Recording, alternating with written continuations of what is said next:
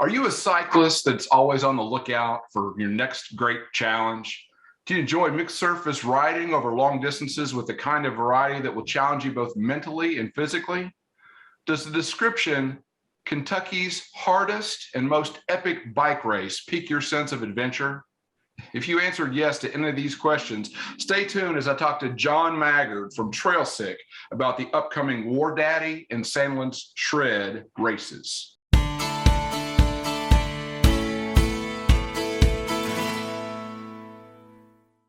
Hey guys, it's Nathan from the Kentucky Cycling YouTube channel. Welcome to the next Zoom interview of the Kentucky Cycling Connection series. I'm excited to introduce my guest today, who is John Maggard, the owner of Trail Sick. John, welcome.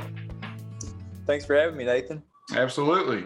John, I always like to start with a few getting to know you questions. And I should start by saying that this is not John's first appearance on the Connection series. He first appeared last January on the channel, along with a couple of guys from 361 Degree Adventures, where we did the official reveal of the breakdown bikepacking route. In that interview, we learned that this 330-mile bikepacking route includes the infamous War Daddy Loop, which we're going to dig into in today's interview. And for those folks who are interested in doing the breakdown bikepacking route, I'll include a link to that interview. I'll also highlight that one of the preparation tips that appears on the breakdown bikepacking route page reads, "We'd suggest doing the War Daddy race, and then imagine adding a couple of hundred more miles."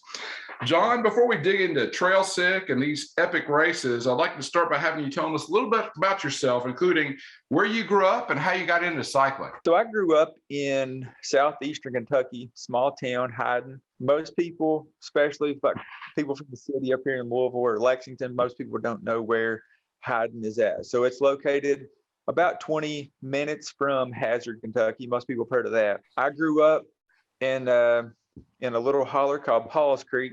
And what got me into cycling, I always played sports growing up. So played football from the time I was a little kid through high school, ran track. But when I graduated from high school, or actually it was before I graduated, but after football was over, I had a football coach who had gotten my now brother-in-law into cycling. And my brother-in-law came in one day, like whenever I was over visiting his sister, and he's like, "Hey," he's like, you want to go mountain biking with me and the coach?" And I'm just like, "Nah, I don't know, probably not." But he kept asking. I gave in, decided to go on a ride with those guys. Looking back at it now, like it was a super short ride, so we probably rode less than 4 or 5 miles. But by the time we finished, like I was cramping up, I was having to push like over these climbs and stuff. And I'm just like, the whole time I'm pushing, I'm like, this is miserable, you know? And I think I went like the next day or the next couple of days and bought a bike. Like even though like I was suffering, like I was still sold on it. So that's kind of what put my foot in the door. I ended up buying like a cheap hardtail mountain bike. And then by the time I graduated from high school, I ended up using my graduation money to upgrade to another bike. And then, it's just never looked back since then. So continue to upgrade, continue to ride more, longer, harder, got into racing, that sort of thing. Nice. Well, I like that you highlighted that 4 to 5 mile ride, got you cramping and all that kind of stuff, and that you felt the pain of it. But what would you say was the thing that hooked you about it and made you want to go back for more? It's kind of funny. Like we have, even though Hyden is a very small town, cycling is not something that's often done there. So it's kind of out of the ordinary for our coach to even be into mountain biking to begin with. But because of him, his name's Russell Melton. He still coaches football there. He went into the High School Baseball Hall of Fame for coaching. Like he's just been such a huge asset to that community as far as coaching. But he got another group of us that he had coached in different sports. He got all of us into cycling, into mountain biking. And it's wild to think that this small community has had so many other people that's gotten into riding just because of him. And even though there's a small group of us, all these guys are are pretty tough on the bike. Like they're pretty strong riders and have rode some pretty epic races and done very well. And I think a lot of it's just got to do with the upbringing there, like with the sports that we played and with the way you're raised. It's kind of like be tough, you know, like you gotta be hard and you just gotta get after it. So all those guys are just well-rounded athletes that just like to push it. And I guess just like from the mentality that I had through football, whenever it came to riding over these little climbs, I wanted to push myself, even though like I was suffering. Like I wanted to go hard. I wanted to, I don't know, I enjoyed that suffer. Well, I'll say the entry cyclist is probably doesn't meet that, but maybe that's a little foreshadowing about the kind of race that you've put together here. We'll get into that. I guess that camaraderie, you know, wanting that challenge, you know, and you weren't going to be beat by those hills. Yeah, and you know that's I guess that's the thing. Most people, because we've definitely had some people that's gone riding with us over the years that, you know, they either love it or hate it. But, you know, most people actually love it. You know, most people love, like you said, the camaraderie of it. And, you know, the more that they ride, the more they get competitive. You know, it doesn't have to be competitive, but I mean, it's kind of human instinct. Like the more you ride, the more you want to be competitive and you want to do better. And even if it's personal goals, people want to push themselves. Yeah. So. Yeah, that's great. Well, and I appreciate your answer, because a lot of times I'll ask people, well, why mountain biking? And I get the answer, well, you know, I just like to be in the woods and it's beautiful. And, you know, and so we get maybe some imagery of, you know, kind of meandering, you know, through the woods and just taking it in, which I'll say for somebody like myself, I mean, that's kind of what draws me to it. And you're like on the opposite of the spectrum. You know, you want to get after it. You're not going to let this thing beat you down. You want to tame, you know. So I think it's great because it highlights, you know, I think there's room for everybody in here, and you've got that competitive drive, which might in part, you know, lead to my next question. So as we turn our attention and talk about Trail Sick, what motivated you to want to start a bicycle racing company in Eastern Kentucky? There's really a long story that goes around the whole Trail Sick thing, but I'll try to make it as brief as possible. So in 2018, I had a really big year planned as far as some different trips that we were going to go on. Like we went to California earlier in the year and I did some mountain biking there. And then around the 1st of June in 2018, my wife and I went on our 10-year anniversary trip to Hawaii. And when we started planning this trip, I was like, hey, Bicycling Magazine's recently posted this hardest climb in the world up Mauna Kea. Like, you know, I think I should do that while we're there. So along the journey up Mauna Kea, like I decided, like all my group of friends from back home, like I'm going to just start documenting stuff, and I'm going to send them videos along the way and send them some pictures and just like keep them posted. So, you know, I kind of compiled a bunch of stuff from that ride. And then after I got back from that, through the rest of June and July, my really good friend, Merle Hacker, who does a lot of these adventures and stuff with me, me and him were training for Breck Epic, which was going to be our big event like in August of that year. So we started compiling up as many hard routes as we could come up with back in Eastern Kentucky, just because we were training for this Breck Epic race, which is 6 days in Breckenridge. Wow. And we're like, you know, what can we do to make this as hard as possible? So we'd come up with a route and we're like, oh, well, we can add that climb in and we can add this climb in. And, you know, we ended up with a lot of really awesome routes there in Hyden. And he works in like the forestry service. He's a wildlife biologist for the state. So he does a lot of like bird surveys and different animal surveys and stuff like in that country. So he knows a lot of roads that I'd never been on. So we were going on these training rides, and he is taking me on stuff that I've never been on. Grew up there all my life, but had never been on some of these roads. And I'm like, these are awesome. Like we got to showcase these. Like there's got to be some sort of way that we can put on an event just to get people in here to ride these. Like this is it's unbelievable that nobody comes here to ride. And one thing led to the other. Like we kept training this and that, getting ready for Breck Epic. And one of the routes that he took me on, we went through this Elkhorn section, which we'll talk about with the route, and then we went through Twist and Sourwood in a place called Granny's Branch. I'd never been through there, but they were the most beautiful roads, gravel roads that I'd ever been on. And I'm like, dude, this is too good. Like, we have to put on a race here. So we still kind of put that on the back burner. When we went to Breck Epic, we went out a week early. And while we were out there, we were just going to hit up all the best trails in Colorado, but we're going to try to take it easy because we had the race the following week.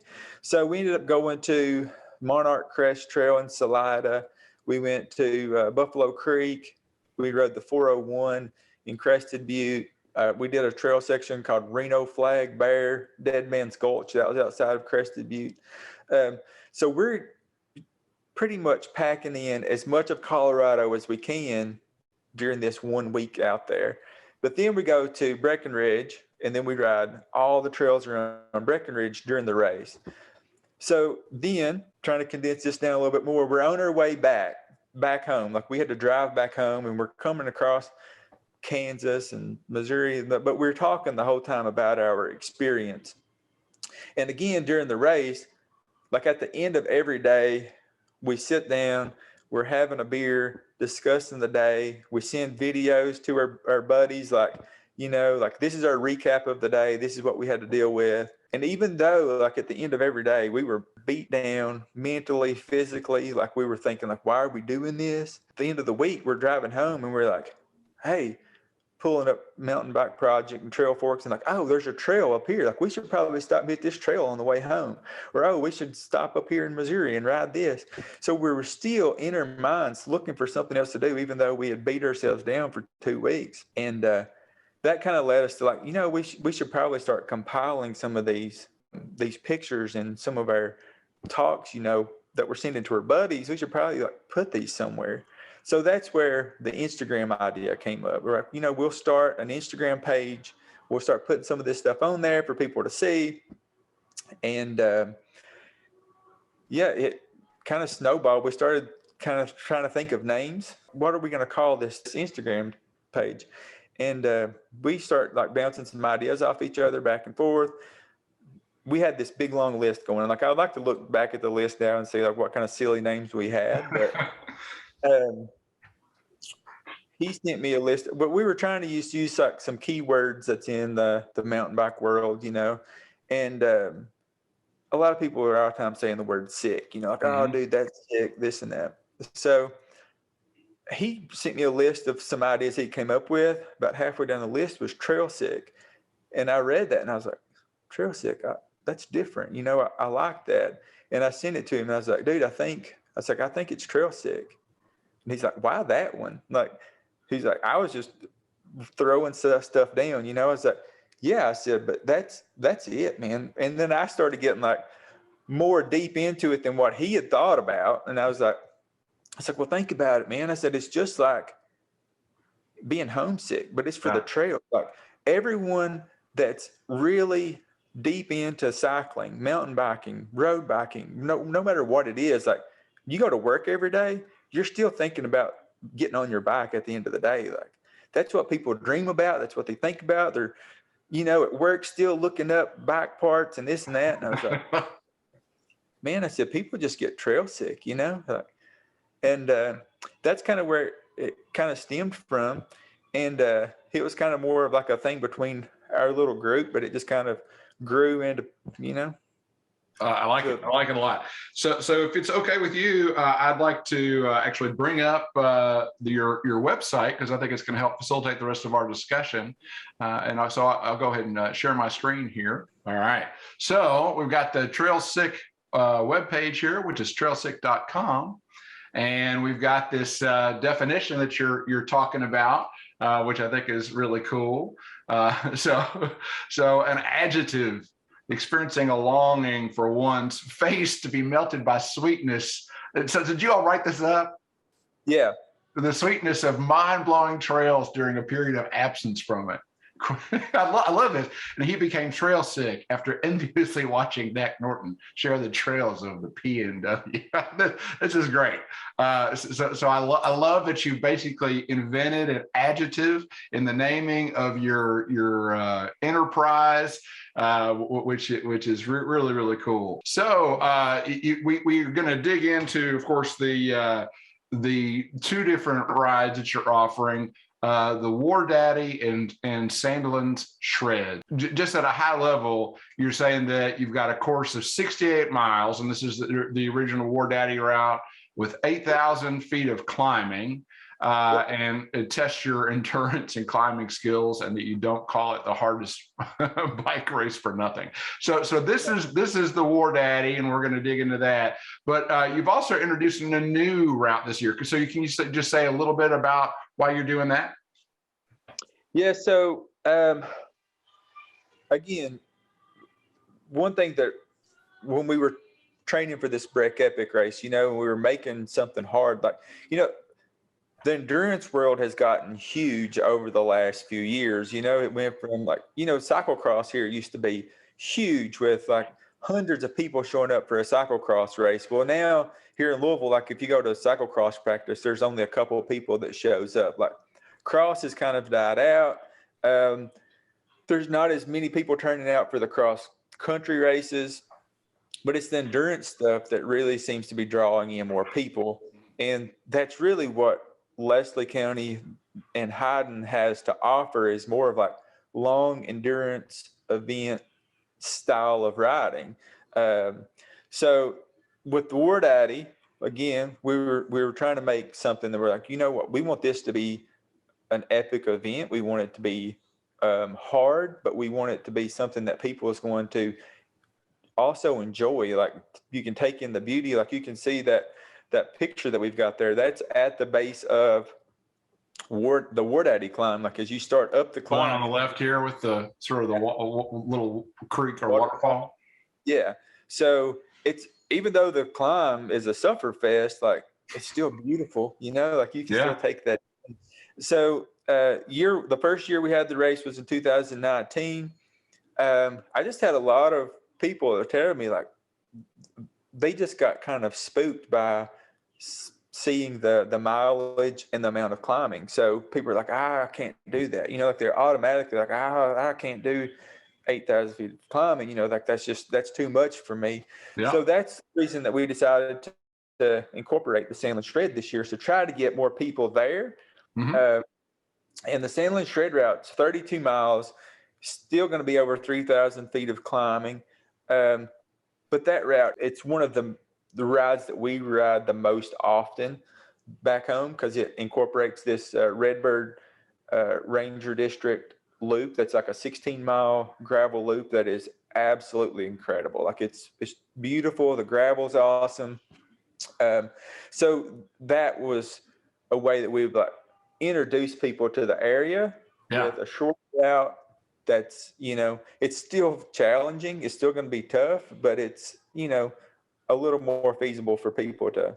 Yeah, good deal. So I mean, we're going to, of course, dig into these two things, but it sounds like, and I don't want to put words in your mouth, but it sounds like you're kind of really addressing the ends of the spectrum here. If you've got these people who are used to doing, marathon cross country races and are really pushing themselves and looking for that challenge, you got the War Daddy. And if you've maybe got some other people, or maybe they're newer racers, or maybe just wanting to try their hand at racing, or maybe not everybody, I don't consider myself a racer, but if there's a beautiful route and I can take my time doing it, I'm happy to, come out and have a clock be running in the background. I mean, so maybe it could even get some people who just want to come out and experience the beauty of the route. Is that fair? Man, I think that's spot on. And we say it's the War Daddy race, but at the same time, like even when I went out to Breck Epic, someone, one of my friends, Ethan Blackburn, he told me, because he had already raced it, and he's like, man, he's like, if nothing else, he should just go out there and ride the course and know that you're getting to ride a marked course that you don't have to think about. You don't have to get your phone out. you're going to have aid stations along the way. He said, it's pretty much like a guided ride, just go out there and ride. Yeah. And that's kind of the way I feel about War Daddy. A lot of people get in their mind like, oh, it's a race, I've got to race it. But you don't. Like, it's an accomplishment to go out there and ride it and finish it. Right. And that's what I really want people to know is like, there's going to be a handful of people that's going to go out there and go hard for the entire time and race it. Like maybe 5 people might actually be racing it. Yeah. Racing everyone else. They're going to ride it to finish it and try to enjoy their day. And I think that's what it's all about. Like, go out, enjoy your day, take advantage of these aid stations, and have fun with your friends. Yeah, good deal. Good deal. I think that's an excellent point. So, for folks who don't consider themselves a racer, just because you're signing up for an event that has the word race in it doesn't mean you have to approach it that way. Just view that you've got, sort of this like marked course and this all this infrastructure where you can go out and enjoy this route. And it really sounds like Sandlin Shred is the nice addition to kind of bring that into the spectrum, into the fold, so to speak, and you can kind of decide if you're somewhere in between, which one you want to bite off. Yeah, and one thing too for people to consider, like at 2019, we had 42 people sign up, which was pretty good for a first time event, and we had maybe 39. There's only like maybe 2 or 3 people that didn't actually show up. But of all the people that started the race, 39 people, I think, there was only maybe 3 people that didn't finish. Like, I think we had maybe 2 people that DNF'd because of a mechanical problem, and like only 1 person that didn't finish because he was bonking. But I mean, that blew my mind that we had this hard of an event. But I set people up telling them throughout all of the process, like, it's hard. Like, right. You want to manage expectations there. And I'll say I've been out to your site and I've watched some of your videos, and there's some interviews out here that I encourage people to check out with I guess it was like maybe the top 3 finishers from that year. And they all had interesting things to say, and I think for the War Daddy, they said, well, if this is your first race, this is probably not what you want to sign up for. But maybe Sandlin Shred is. Is that a more manageable course for somebody who's just getting started? Yeah, I mean, it's a way more manageable course. I feel like, most anyone that's done any riding, if they wanted to set out on Sandlin Shred, they would have a pretty fun day, and they could finish it fairly easily as long as they, again, manage their pace and that sort of thing. But right. I think the same way with War Daddy. Like, if you go into it, I mean, there was definitely a couple people that finished that event that I was really surprised, because I was like, wow, I didn't know that you rode enough to be ready for this. And they're like, we wasn't ready, like we just we enjoyed it, that sort of thing.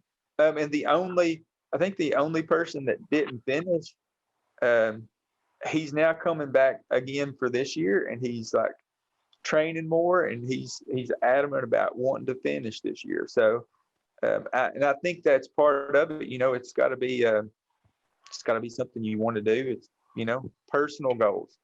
Good. Well, and we'll get into the mechanics as more of this as we get into the next page. So, but for those, I think part of what I want to do is just kind of help educate for people maybe who haven't raced before to understand how this actually works. And so, you mentioned DNF or did not finish. So if somebody doesn't finish, what are the mechanics out there? So I mean, if I go out and I set out to ride the War Daddy and I get halfway through and I have like a mechanical, or I'm just not physically capable of finishing, then what? I'm out in the woods in Eastern Kentucky. Now what?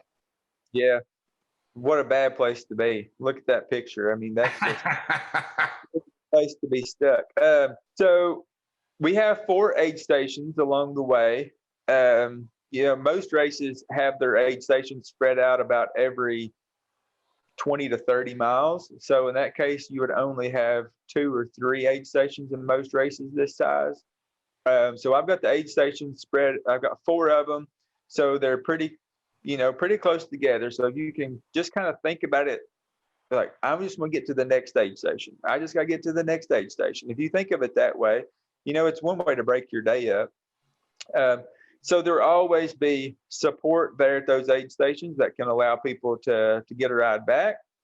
But we also have a couple people that will be following along. We'll have a lead person, and then we'll also have like a follow side by side with a bike rack. So if you need to bail, somebody's going to come along, along the way. But what a lot of people probably don't know, unless they've actually been to Eastern Kentucky, the people there, the hospitality there is out of this world. So chances are, if you're broke down somewhere or if you're bonked, somebody will stop to help you out.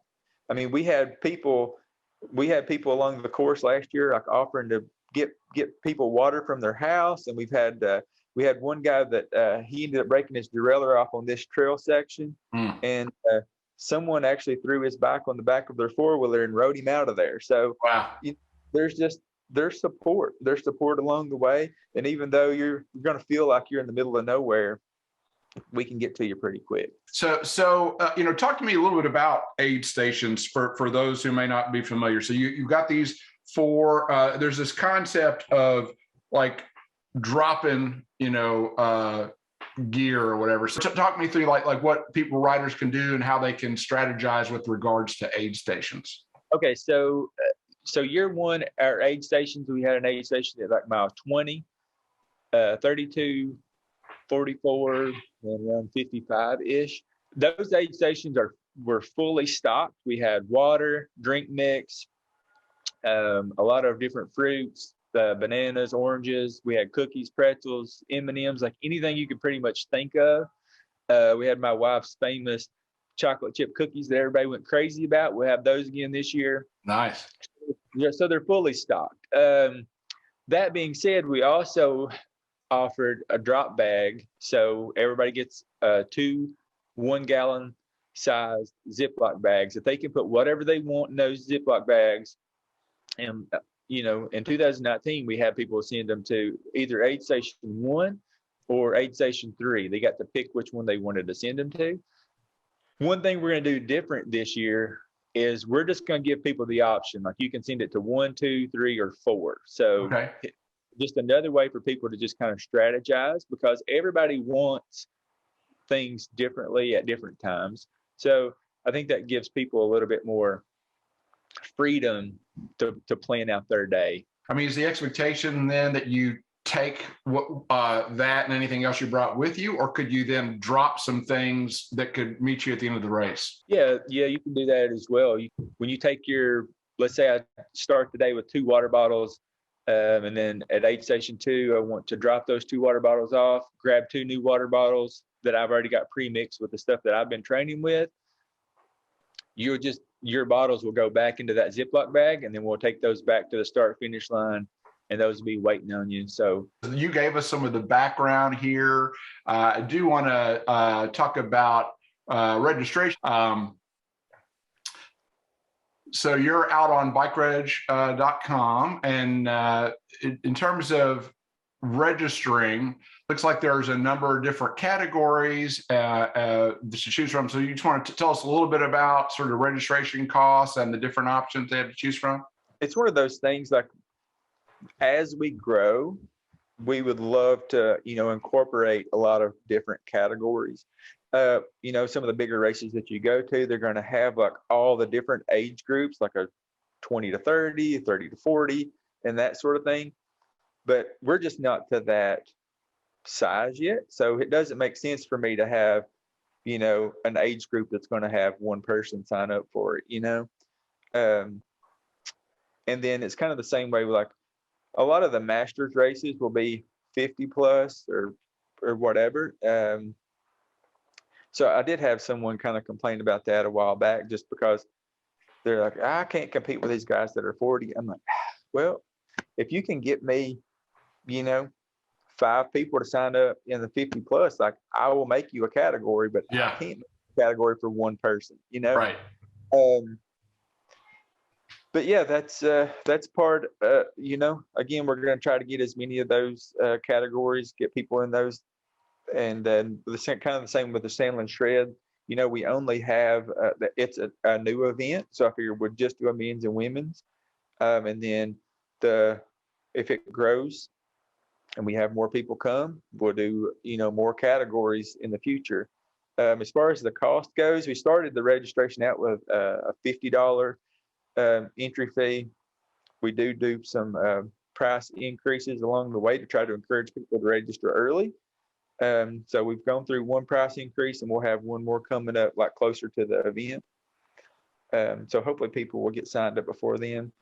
But, you know, with your registration is going to come, you get a T-shirt, you get all those fully stocked aid stations. You're going to get a sweet swag bag with a bunch of goodies in it from sponsors.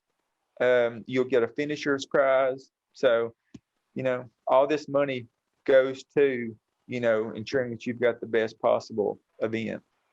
All right. So looking back at the War Daddy page, tell us where the base of operations is going to be for the race.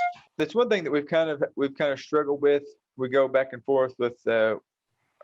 We want this to be an event that we're going to be able to easily put on every single year. The logistics kind of change from here or there, as far as, like, you know, if we're starting on private property or if we're starting at some other location. So we're going to start again this year at the same location we started at the first year, which is it's called the Leslie County RV Park. But that RV park is, I guess it's currently closed down. But you should still be able to find the directions for it. We've got the directions on here, but it's just like 4 miles up the road from Hyden, west of Hyden. So you can't miss it. It's right off of that main 421 highway. So we're still working on exactly how we're going to have that start finish, you know, lined up. Okay. But it should be right there. So in terms of if somebody was looking for updates, if they register, do they get like email updates from you guys? Yep. Okay. So when you register, you should get an email that kind of lines some things out, thanking you for registering, that sort of thing. And then along the way, if anything happens to change, I send out emails to all the racers, all the people that signed up, and give them updates. Okay. And do you happen to post other places, like to social media, about updates like that? If it happens to be something that is going to be significant for the majority of people to know, then yes, I will update it on Facebook or Facebook and Instagram usually. All right, so I'm going to come back to this this narrative here, which I think is awesome if you're looking to prepare and kind of dig into the deal. But I just wanted to point out, so here's some information about aid stations, and so you've talked about that, emphasizing that Southern hospitality.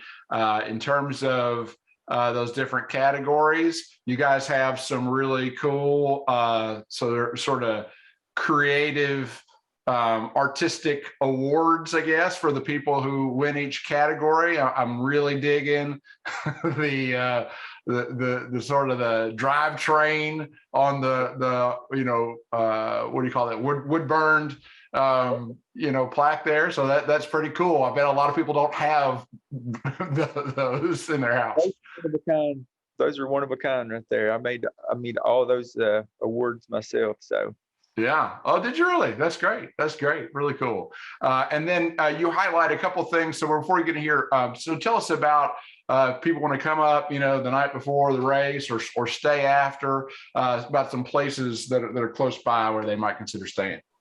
Yeah. So unfortunately, one thing that Hyden doesn't have going for it is a lot of lodging. So the Wendover, which I've got it on here, is the Wendover Bed and Breakfast. It recently changed ownership in the past, I guess back in July.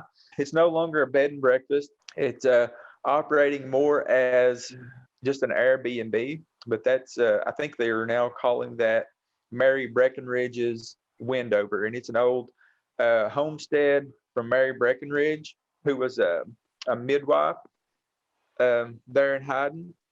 So that's where we had our after party for the first year, and we're going to do something similar to that this year. So I know a lot of those places are already booking up. There may not be many places left. So if anyone wants the closest place to stay, get in contact with me and I can give you the information. I think I already emailed it out to the people that's already registered. But if you want a place to stay, message me. I'll get you the information for the people that's running Windover, and they can let you know if they have anything left. We're also they're gonna offer. There's a big grass field right beside of where we're gonna have the after party that people can camp. So for that, it's going to be all donation based. So if you want to spend the Friday night, Saturday night, just throw them a donation for pitching your tent there. And then I'm renting out this little cabin that's right there in that beside of that grass field that's going to have bathrooms and showers and things like that. That people, if they're tent camping, they can utilize those as well. Nice. And then you've highlighted a couple other places, both in Manchester, which I guess is right down the Hal Rogers Parkway, and then so kind of right in between Manchester and Hazard. So depending on which direction you're coming, there's locations, there's hotels in both of those areas that you can stay at, and then you only have about a 20-minute drive to get to the race start. Like those locations are not really that far out of the way. So if you want to, stay at a hotel, that's an option. Good deal. All right. So I do want to dig into the route, and you've got a Strava map for each of these. And so I'm going to go ahead and pull these up. And looks like this was actually, was this Brian Schwarm, who I guess was your second place finisher? Yep. Was it? This is actually his ride. So you can see he got several KOMs. Good job, Brian. So that's cool. We get a KOM. Yeah, that's that name. I mean, I think most people who are in the Kentucky are familiar with the Kentucky, marathon cross country scene anyway. Brian's a beast, so that's not surprising that he would get some of those. So before you kind of dig in, I do want to say that on the site, John has done. I assume you wrote it, but has a really nice narrative, kind of walking you through all the different parts of the route. And I think if you're looking to ride this thing, it is worth your time to study that breakdown. I also say, and I'll include a link to it, John has actually got a nice video where he's gone out and rode, and he's kind of pointed out different places along the way, and actually has a video description. So if you prefer, I love of course audio visual stuff, and like to get little glimpses of where you're actually going to be. That's another way to go. So I'll include a link to that as well. But since we have John here, I do want him to kind of walk us through this. But I do have an overview question. Do you happen to know, like, what the mix of road versus gravel road versus single track is on this route? I have it jotted down somewhere. I don't know if it may even be in that description somewhere. I can't remember. There's little to no single track, and that's one of the downfalls to Eastern Kentucky. There's not really enough mountain biking there at this point, for them to build some legit trails. And that's one reason that I'm wanting to try to get more riders there, is so that they can see that there's a place for it. There's an industry for outdoor tourism there. And hopefully we can start seeing some trails get built there. But at this time, it's all of our course is some paved roads, some gravel roads, dirt roads, and then the trails that we do have involved are like ATV trails, some more double track. but those double track trails are usually pretty chunky, big rocks, fairly technical. But yeah. And well, and so that I guess is a good point. So I keep mentioning the word mountain bike. I think your first place finisher actually did it on a gravel bike, right? yes, Drew Dillman. And I don't know if you know.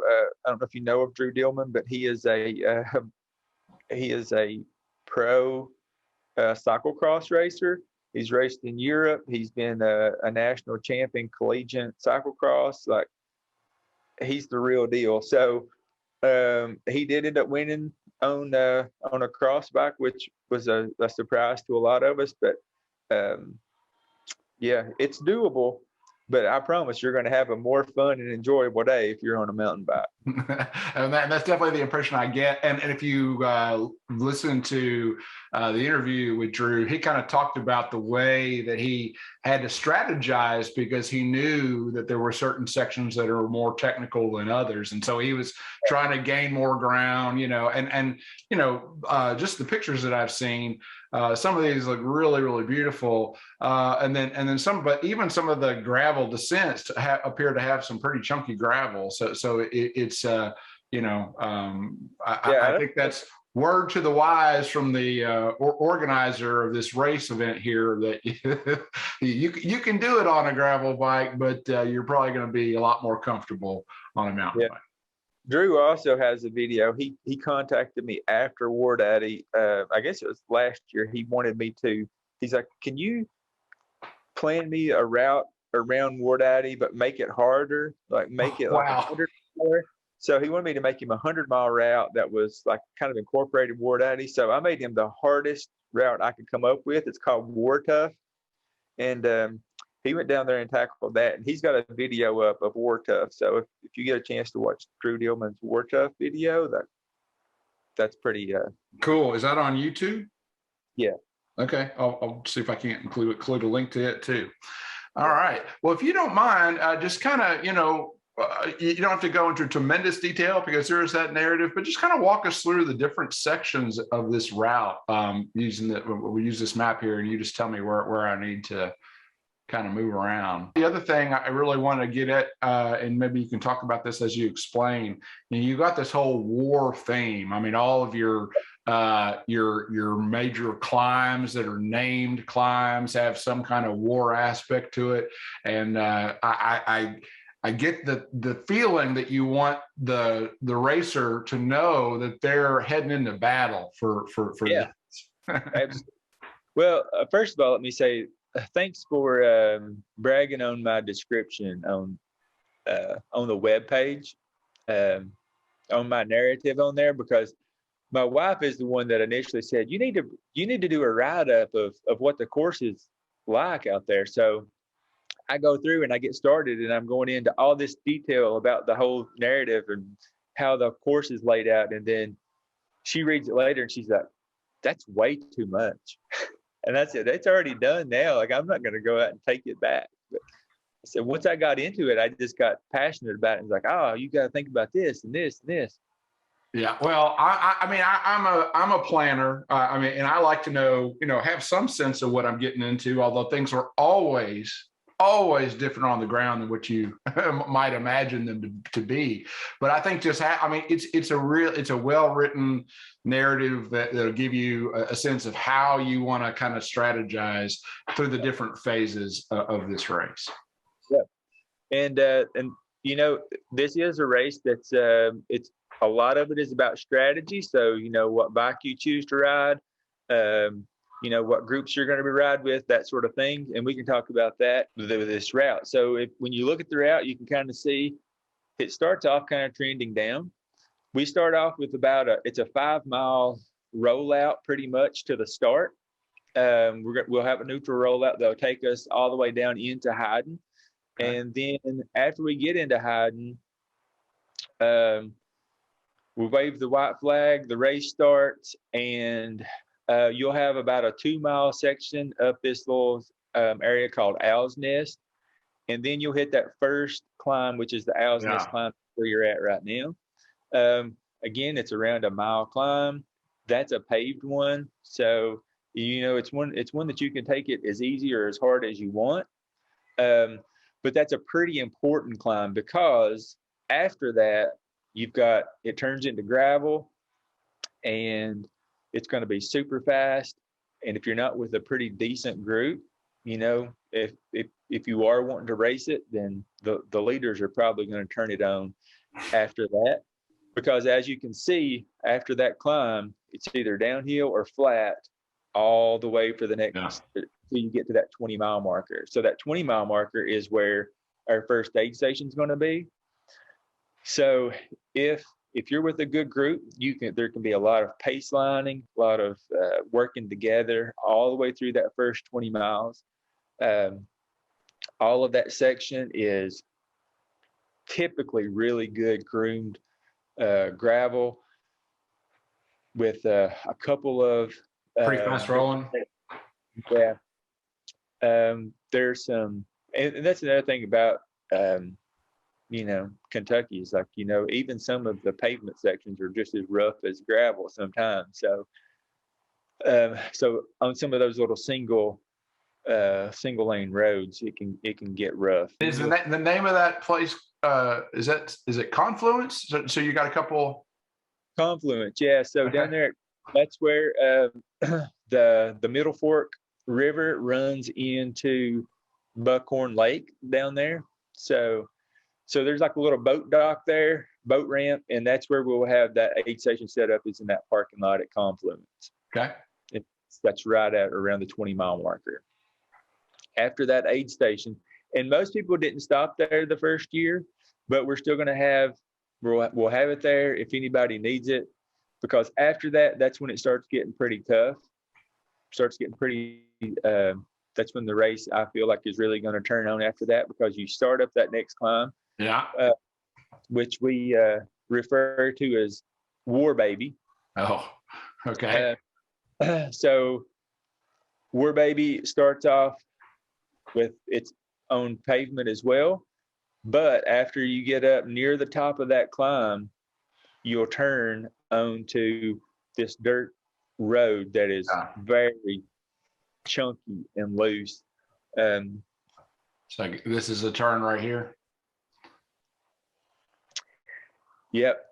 So after you pass up that confluence section, you'll go up the climb, and then that's when, after you top that out, again, it's like that last probably 100 meters or something is going to be super steep, loose. But then after you top that out, you're going to be at the top of the mountain. You're going to ride the ridge for, maybe a half mile or something, and then you're going to bomb down into what we refer to as Airborne, but down by the lake. You can see it comes right by the lake. You basically lose all that elevation that you just climbed up pretty darn quick.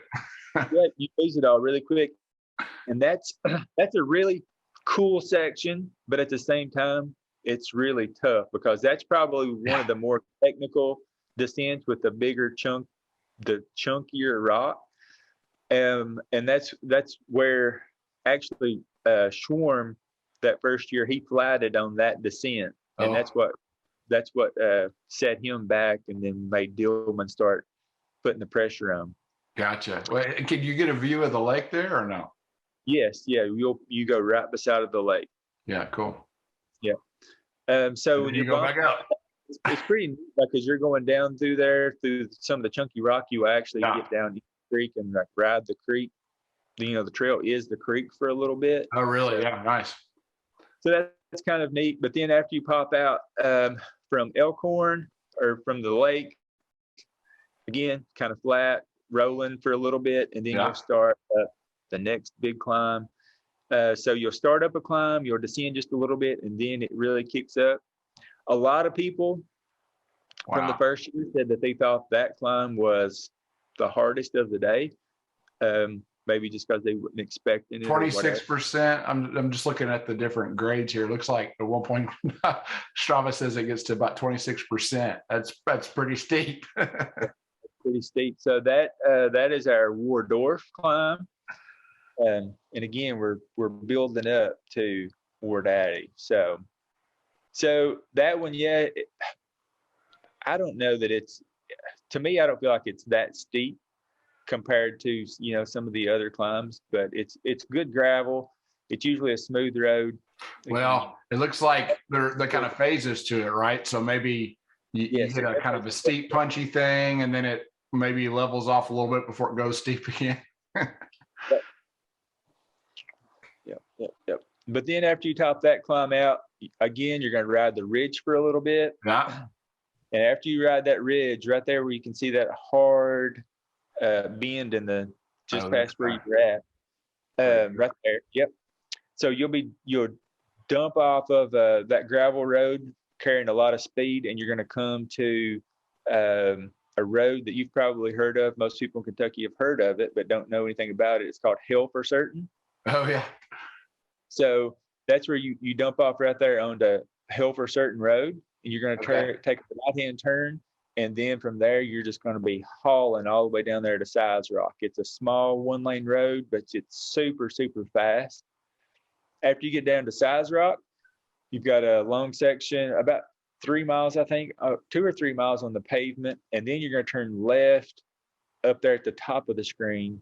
Yep, you turn left right there. So you're saying this is about 2 or 3 miles? Yes. And then you come down here. Okay. Yep. And then when you turn left right there at that intersection, that's what starts the Twisting Sourwood section. And that's one of my favorites up through there. And when we were talking about the breakdown route with 361 degrees, so they were saying too, like that's one of their favorite sections of the course of the breakdown route was through there. Like it's just a beautiful area. But it's tough.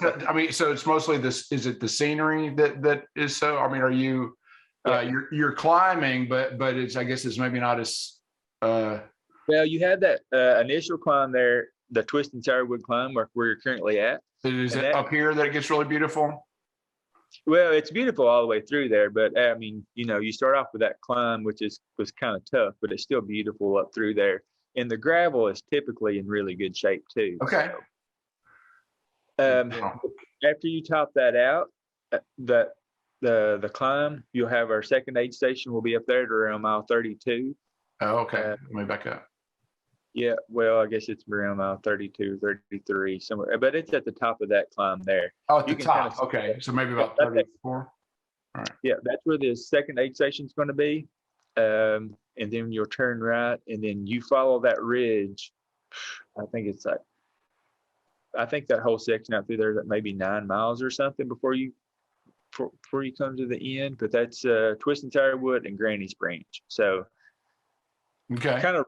It's just rollers all the way out through there. And then you got another big descent. Yep. Then another big descent to come out of Granny's Branch. That will take you down to Big Creek. Is this a pretty fast descent as well? Or is it chunkier? No, that's super fast, super smooth. That's a really, really fun section coming off there because even after you come off the descent, you've got a long gravel, like flat section. It's really fun. Great section through there. You'll come through a tunnel right there at Big Creek and pop out on to 421. That's it can be a busy road. It's not as busy as it used to be, but people should probably still use caution through there.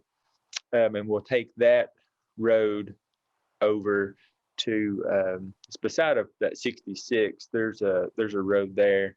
Okay. There's not a real long stretch on 421. Do they need a blinky light or something?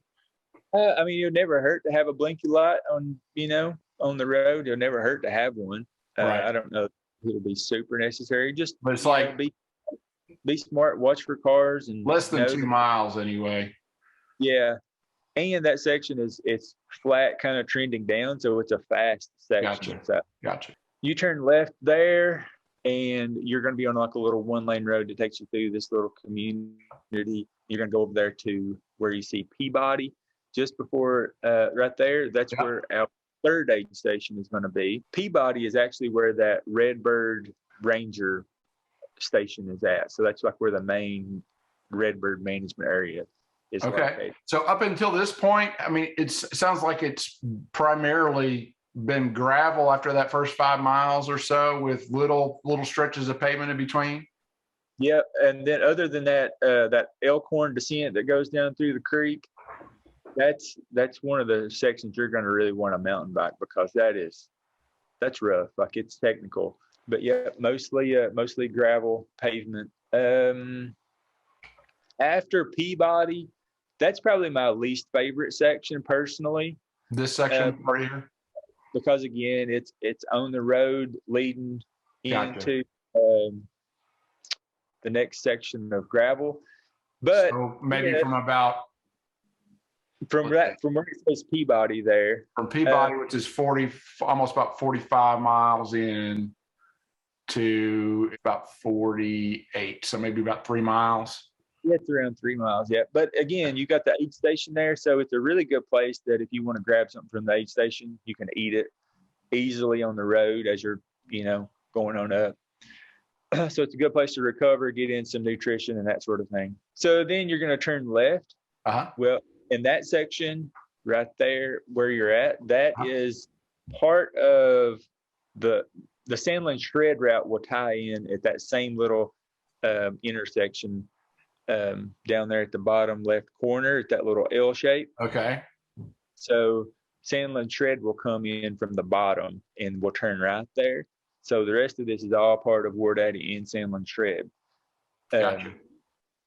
So you're going to go up through there about a mile, I guess, before War Daddy actually kicks up. And that is the War Daddy climb right there. Mm. And again, that climb is, I don't care if you hit it fresh or if you hit it at mile 50, like you're going to in War Daddy, like hard.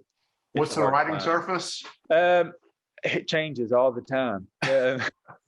And that's one of the things that makes it tough. It's typically a gravel road. So this loop that we're currently on here, that Sandlin shred loop is going to do that. It's a 16-mile loop around that Redbird management area. Yeah. That's typically fantastic gravel, always a lot of fun, really good to ride in the winter.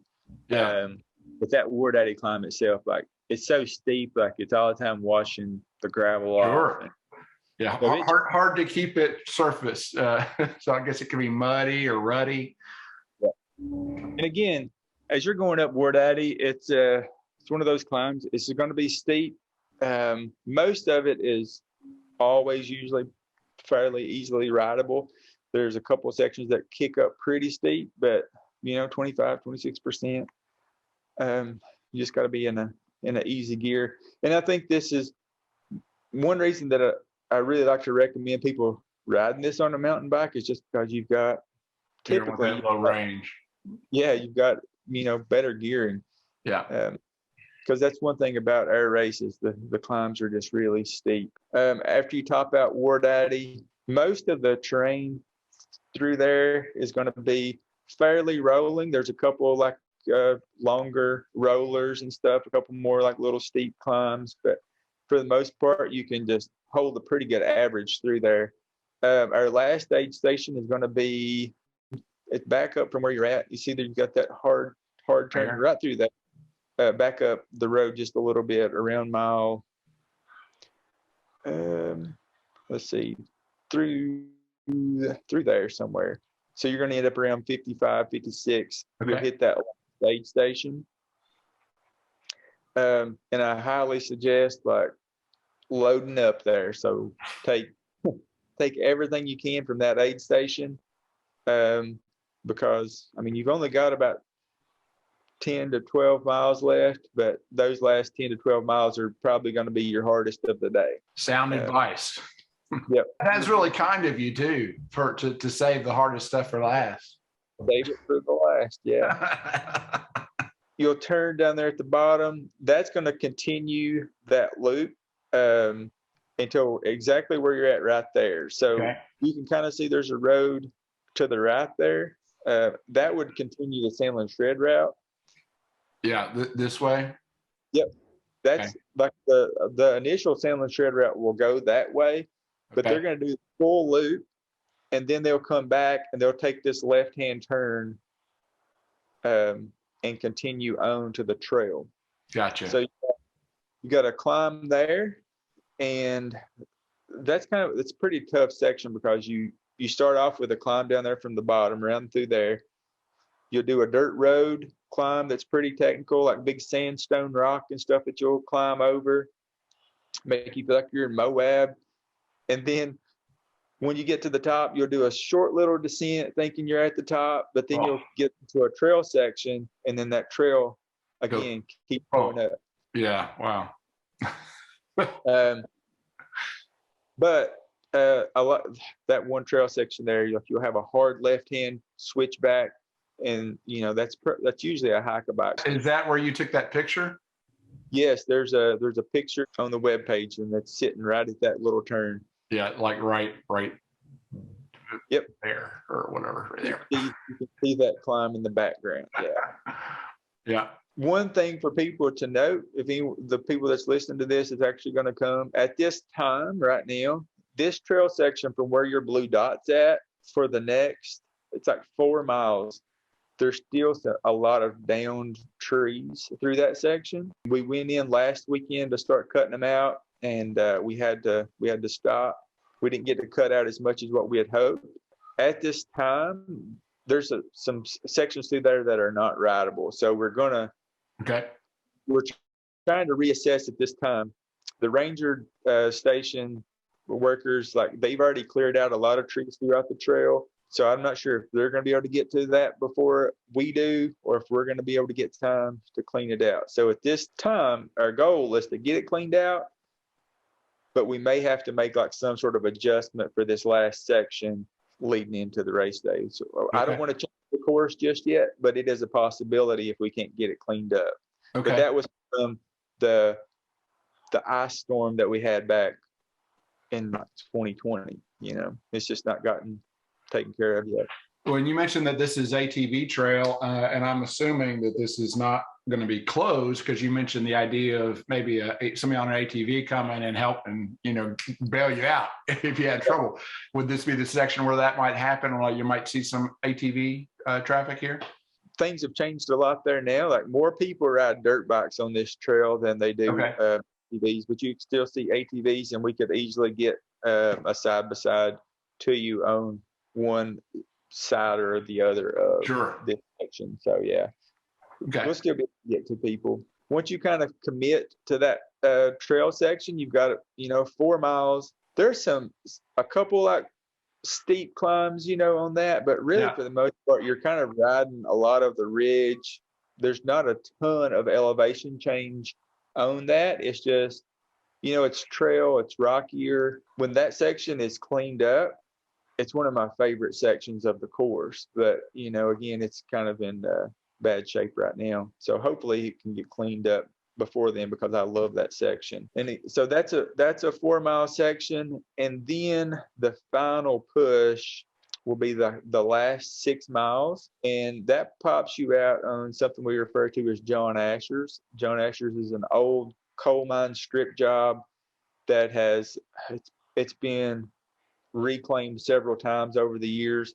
The first year there were some huge mud holes all the way out through there that were swallowing people's bikes up. Like people, I went in beforehand, I tried to make some reroutes around all these mud holes. Yeah. I posted some videos about it, but some people still wanted to just barrel straight through it. Wow. And then they're coming in like they've got mud up over half their fork, and like, I tried to ride through it. So this is sort of a dirt/gravel road that collects some water. Yep, it's mostly dirt, very little gravel on that section out through there on that last 6 miles, but it's mostly flat. You've got one last climb after you drop off the trail. You'll have one last significant climb.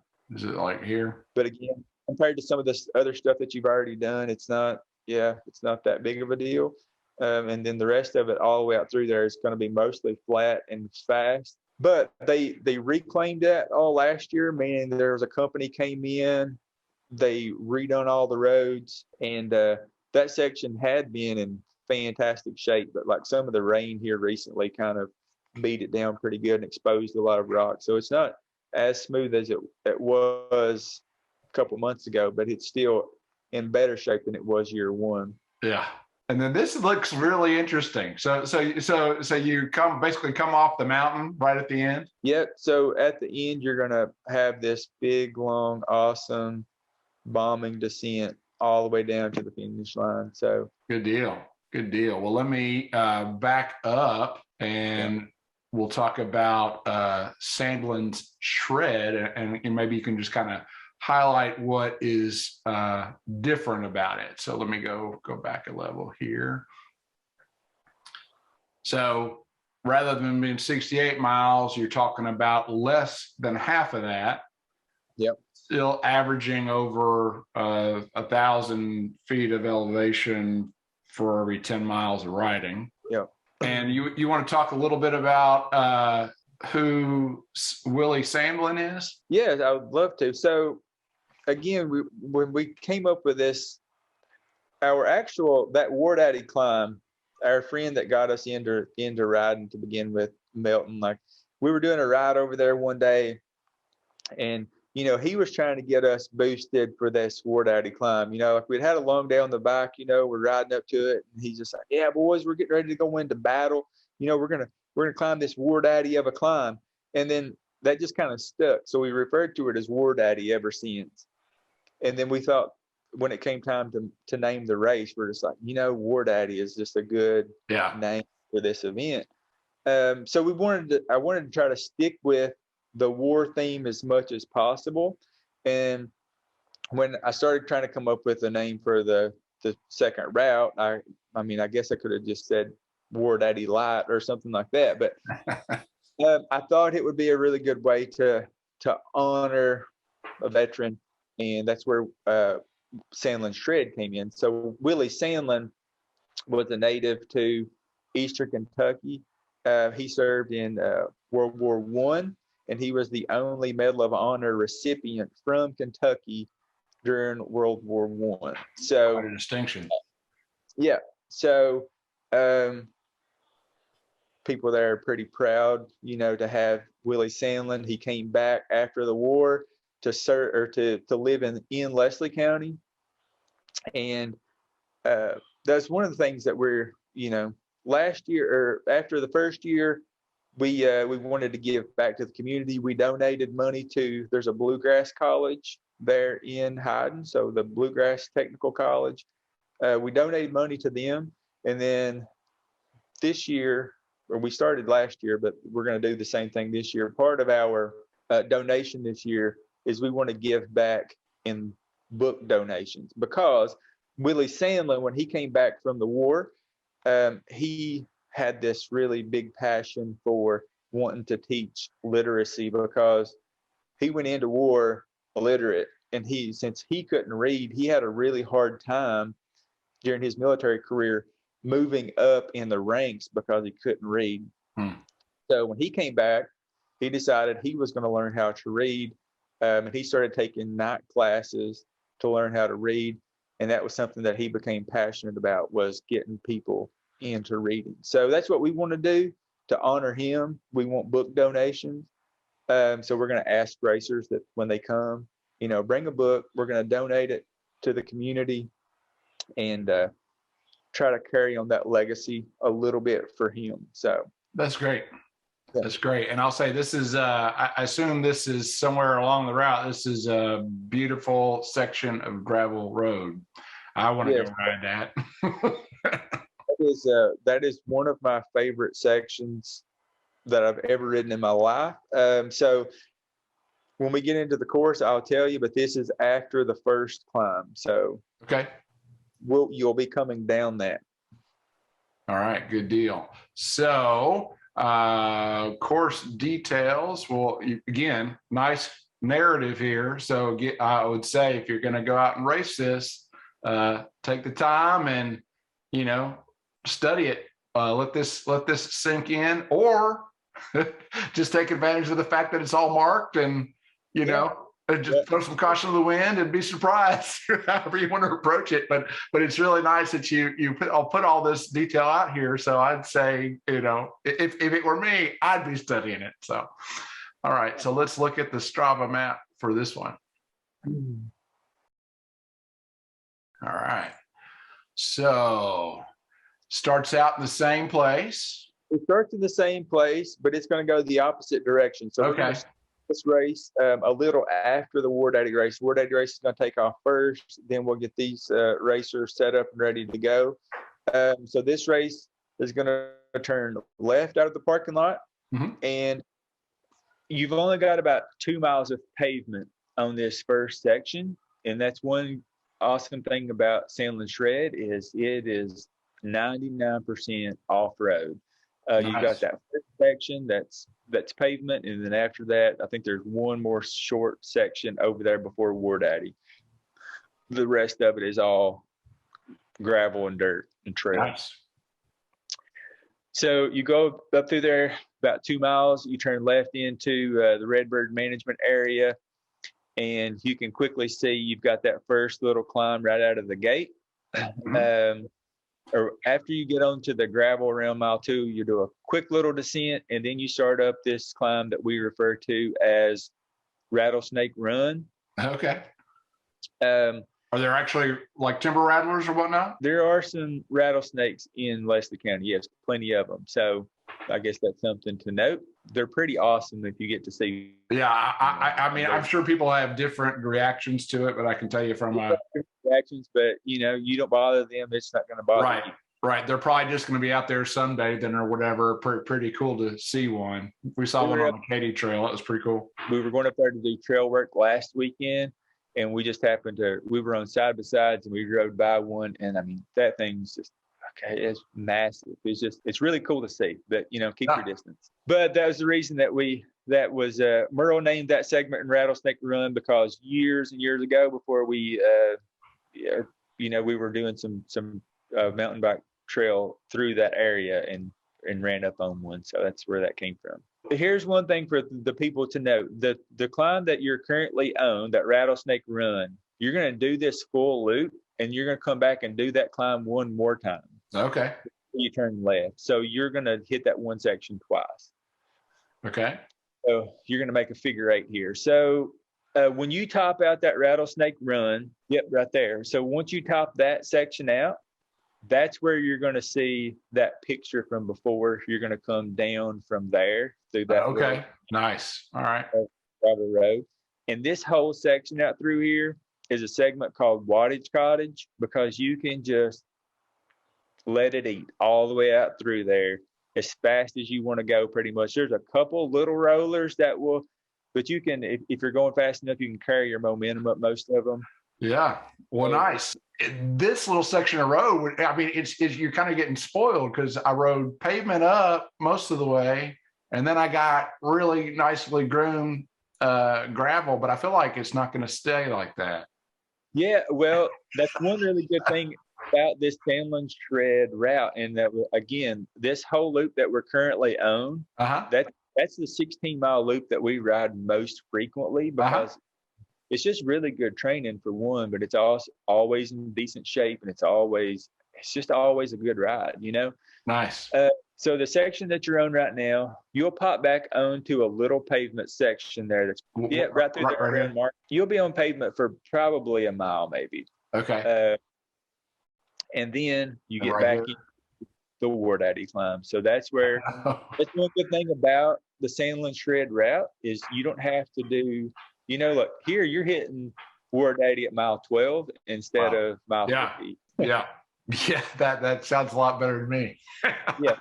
So again, the climb is still going to be hard. It's going to be tough, but hopefully you'll be somewhat fresh when you get there. But you still get that War Daddy experience even with this shorter route. Yeah.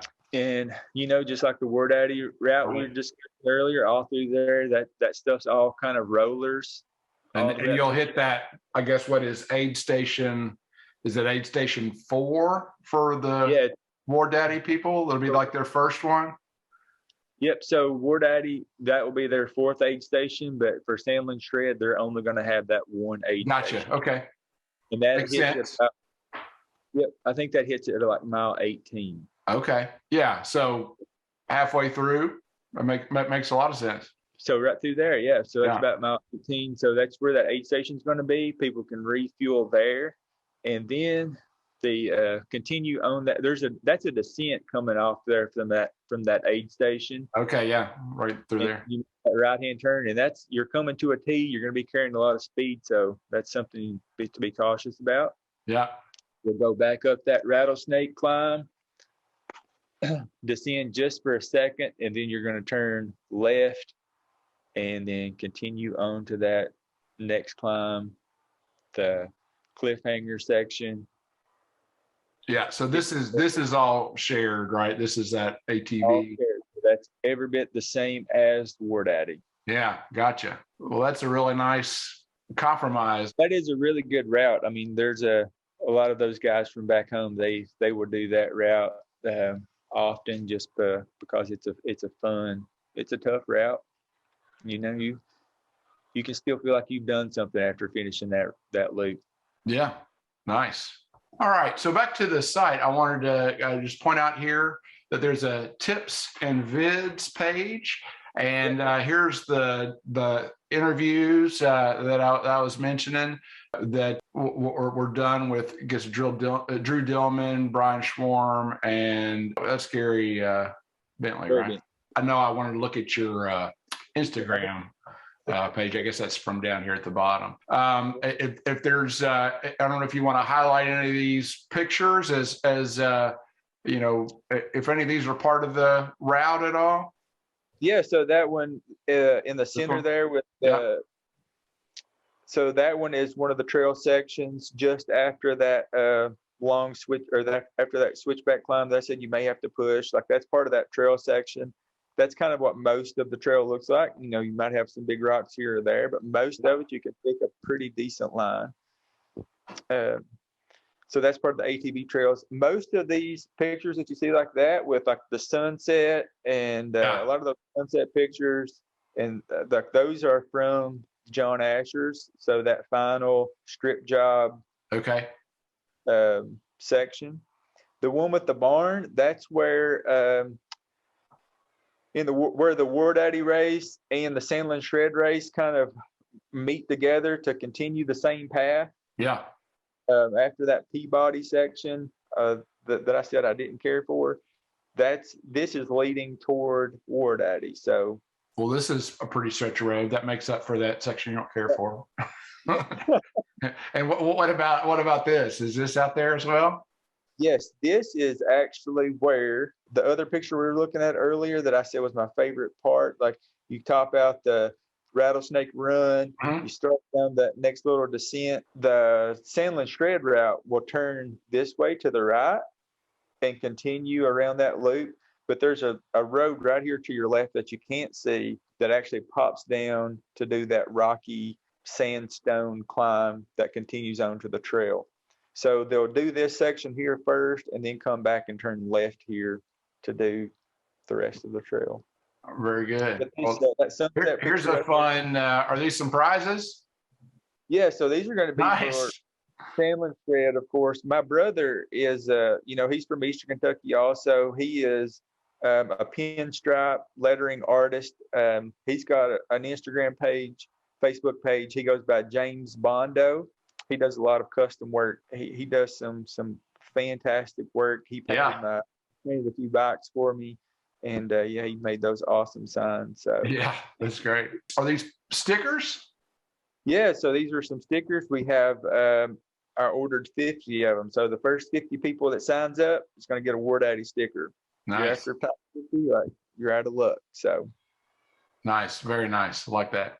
John, I just want to take a minute and invite you to talk about any race sponsors that you might have. Yeah, so we have a lot of sponsors that are back again this year, ones that helped us out the first year, and then we've got some new sponsors as well. So we have N+1 Bikes here in Louisville. Like, they've always been a big help for me, like personally, and they were supportive year one, and they're back again this year. So Sean from N+1 Bikes, he's been a big help, so appreciate him.